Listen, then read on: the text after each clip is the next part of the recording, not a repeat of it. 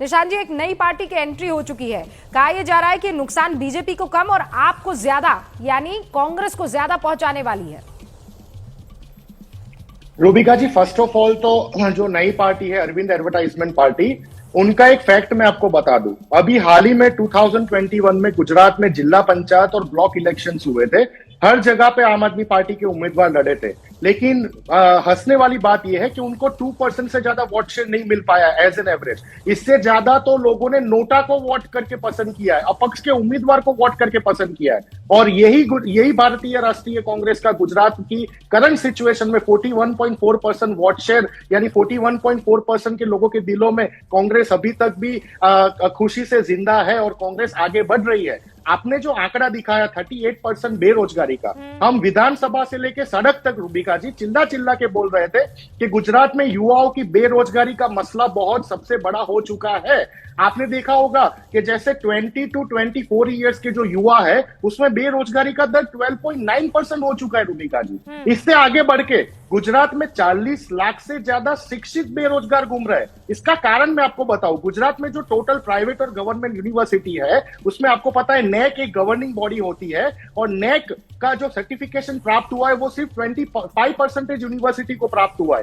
That means कि गुजरात में जो क्वालिटी एजुकेशन की जो मात्रा है वो दिन प्रतिदिन घटती जा रही है। इसकी वजह से प्राइवेट सेक्टर में युवाओं को नौकरी नहीं मिलती। गवर्नमेंट सेक्टर की अगर हम बात करते हैं तो यहाँ पे कॉन्ट्रैक्ट और फिक्स पगार की सिस्टम जो मोदी साहब ने और गुजरात सरकार ने जो सालों से यहाँ पे लागू करके उसमें 15,000 से ज्यादा सैलरी नहीं मिलती। निशांत रावल जी, जैसे ही आप इन सारी चीजों का जिक्र करने लगते हैं, बिल्कुल पड़ोस में जो राज्य है राजस्थान, जहां से मैं आती हूं, उसका आंकड़ा आपके सामने परोस दिया जाता है।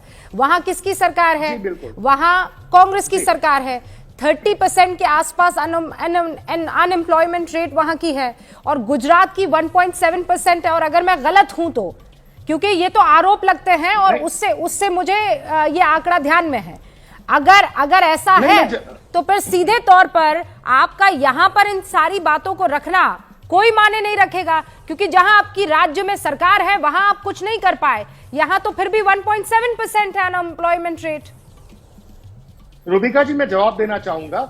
आपने बहुत अच्छी बात की, राजस्थान की कंपैरिजन गुजरात से की। पहली बात, राजस्थान सरकार ने तो कभी भी राजस्थान मॉडल की तरह डिंडोरा नहीं पीटा पूरे भारत देश में। दूसरी बात, राजस्थान की सरकार को 4 साल हुआ और गुजरात में कंटिन्यूअस 27 साल से बीजेपी की सरकार है। अगर हम कोई कंपैरिजन करते तो फेयर कंपैरिजन होनी चाहिए ना। 4 साल बनाम 27 साल, गुजरात मॉडल बनाम राजस्थान की सरकार। 4 साल पहले राजस्थान में भारतीय जनता पार्टी का शासन था। उस समय का अनएम्प्लॉयमेंट रेट आप देख लीजिए। नहीं, पर आप मेरी बात सुनिए, 30% is to 1.7